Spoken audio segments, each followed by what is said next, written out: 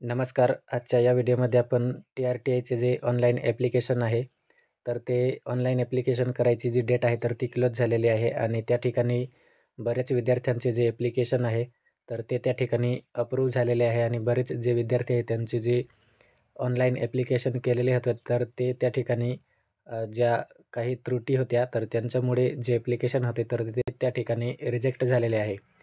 तर form approve झालेले आहे, त्यांची पुढची प्रोसेस काय असणार आहे आणि ज्यांचे ॲप्लिकेशन रिजेक्ट झालेले आहे, तर त्यांची पुढची प्रोसेस काय असणार आहे, त्याची जी संपूर्ण माहिती आहे, ऑनलाईन ॲप्लिकेशन करून त्यानंतर अप्रूव्ह झालेला फॉर्म आणि त्यानंतर ऑनलाईन एक्झामची जी प्रोसेस आहे किंवा आपली सिलेक्शन पद्धत आहे, त्या गोष्टींची संपूर्ण डिटेलमध्ये आपण या ठिकाणी माहिती बघणार आहे. तर व्हिडिओ नक्की शेवटपर्यंत बघा आणि चॅनलवर नवीन असेल तर चॅनलला सबस्क्राईब करा. तर या ठिकाणी आपण पाहू शकतो टी-आर-टी-आय ॲप्लिकेशन ऑल प्रोसेस. तर यामध्ये आपले जे फॉर्म आपण ऑनलाईन फिलअप केलेले आहे आणि तिथून आपलं जे सिलेक्शन असणार आहे फायनल सिलेक्शन, तर त्याची ए टू झेड प्रोसेस आहे. तर ती प्रोसेस आपण या ठिकाणी पाहणार आहे. आपण पाहू शकतो आपल्याला जे 72,000 जी स्कॉलरशिप आहे, तर ती आपल्याला मिळवण्यासाठी आपल्याला काय-काय स्टेप जे आहे, तर ते कंप्लीट करायला लागणार आहे किंवा आपल्या ज्या प्रोसेस आहे, तर ते असणार आहे. तर या ठिकाणी आपण पाहू शकतो, पहिली जी स्टेप आहे, आपण ऑलरेडी या ठिकाणी जो ॲप्लिकेशन केलेला आहे, तर तो त्या ठिकाणी जी डेट आहे, तर ती क्लोज झालेली आहे वेबसाईट. आणि त्यानंतर आपली जी सेकंड स्टेप आहे, तर ते आहे ॲप्लिकेशन आपले चेकिंग होणार. ऑनलाईन आपले जे ॲप्लिकेशन आहे, तर ते त्या ठिकाणी आय-टी डिपार्टमेंटमध्ये जे ॲप्लिकेशन आहे, तर ते पूर्ण चेकिंग होणार आणि त्यामध्ये जर आपल्या ॲप्लिकेशनमध्ये कोणतीही त्रुटी नसेल, तर आपला जो ॲप्लिकेशन आहे, तर तो ॲप्लिकेशन अप्रूव्ह होणार आहे आणि आपल्या ॲप्लिकेशनमध्ये जर काही त्रुटी असेल, तर आपला ॲप्लिकेशन जो आहे, तर तो त्या ठिकाणी रिजेक्ट होणार आहे. जर आपला ॲप्लिकेशन आहे, तर तो त्या ठिकाणी अप्रूव्ह झाला, तर पुढची जी प्रोसेस आहे ऑनलाईन एक्झामसाठी, तर त्या ऑनलाईन एक्झामसाठी आपली पुढची प्रोसेस आहे, तर ती त्या ठिकाणी असणार आहे आणि जर आपला ॲप्लिकेशन आहे, तर तो त्या ठिकाणी रिजेक्ट झाला असेल, तर आपण त्या ठिकाणी रिसबमिट करू शकतो का? तर आपल्याला जोपर्यंत डेट होती तोपर्यंत त्या ठिकाणी जे लॉग इन करून ॲप्लिकेशन आहे तर ते करेक्शनसाठी आपल्याला ऑप्शन होता अवेलेबल. परंतु डेट क्लोज झाल्यामुळे आपल्याला त्या ठिकाणी लॉग इन करता येत नाही आणि आपला जो ॲप्लिकेशन आहे, तर तो त्या ठिकाणी आपल्याला रिसबमिट करता येत नाही. तर त्यासाठी पण लवकरच अपडेट येईल किंवा जर आपल्याला आता ॲप्लिकेशन जो आहे तर तो रिसबमिट करायचा ऑप्शन जर दिला गेला नाही, तर आपल्याला नेक्स्ट जी बॅच सुरू होणार किंवा नंतरची जी ॲड येणार, तर त्यामध्ये आपल्याला जो ॲप्लिकेशन आहे तर तो त्या ठिकाणी करता येणार आहे. आणि त्यानंतर आपला जो ॲप्लिकेशन आहे, तर या ठिकाणी आपला जो ॲप्लिकेशन जर अप्रूव्ह झालेला असेल, तर त्यांची जी पुढची प्रोसेस असणार आहे, तर ती असणार आहे हॉल तिकीट डाउनलोड करायची.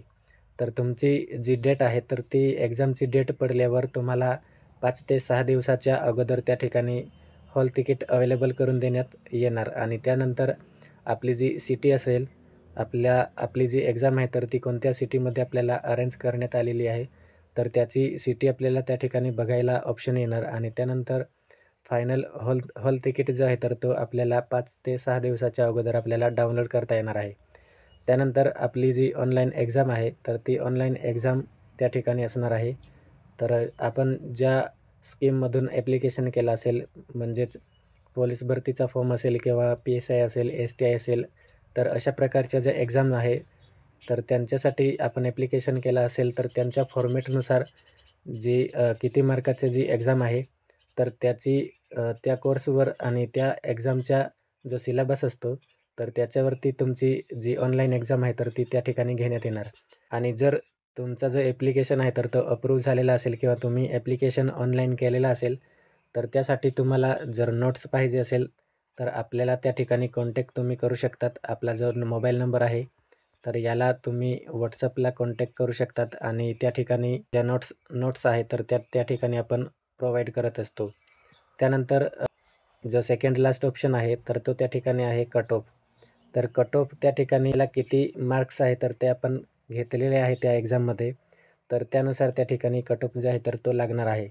आणि त्यानंतर फायनल सिलेक्शन जे आहे, तर ते त्या ठिकाणी आपले होणार आहे आणि आपले जे डॉक्युमेंट व्हेरिफिकेशन वगैरे आहे, तर ते त्या ठिकाणी इन्स्टिट्यूट लेव्हलला किंवा त्या ठिकाणी इन्स्टिट्यूट लेवलला किंवा जी अकॅडमी असेल, तुम्ही जी अकॅडमी सिलेक्ट करणार, तर त्या अकॅडमीसाठी तुम्हाला त्या ठिकाणी जे डॉक्युमेंट व्हेरिफिकेशन आहे, तर ते त्या ठिकाणी असणार आहे. आणि डॉक्युमेंट व्हेरिफिकेशन करताना त्या ठिकाणी तुम्हाला जी तुमची व्हॅलिडिटी असेल किंवा कास्ट असेल, तर अशा प्रकारचे जे मेन डॉक्युमेंट आहे, तर ते त्या ठिकाणी तुम्हाला असणार आहे, लागणार आहे.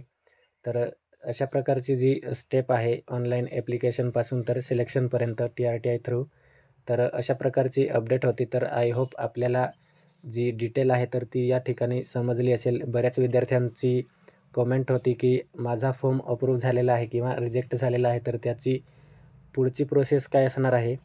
तर जी काही प्रोसेस असणार, तर ती तुमच्या रजिस्टर ईमेलवर तुम्हाला त्या ठिकाणी ईमेल येणार, की तुमची ऑनलाईन एक्झाम कधी आहे किंवा तुमचे हॉल तिकीट जनरेट झालेले आहे. तर अशा प्रकारची जी जी काही अपडेट असेल, तर ती संपूर्ण अपडेट तुम्हाला तुमच्या रजिस्टर मोबाईलला SMS द्वारे किंवा रजिस्टर ईमेलद्वारे तुम्हाला त्या ठिकाणी कळवण्यात येणार आहे. आणि आता जी डेट आहे तर ती संपलेली असल्यामुळे त्या ठिकाणी आपल्याला जो ॲप्लिकेशन आहे, तर तो त्या ठिकाणी लॉग इन करता येणार नाही. तर अशा प्रकारची अपडेट होती. तर आय होप आपल्याला हा जो व्हिडिओ आहे, तर तो संपूर्ण डिटेलमध्ये समजला असेल आणि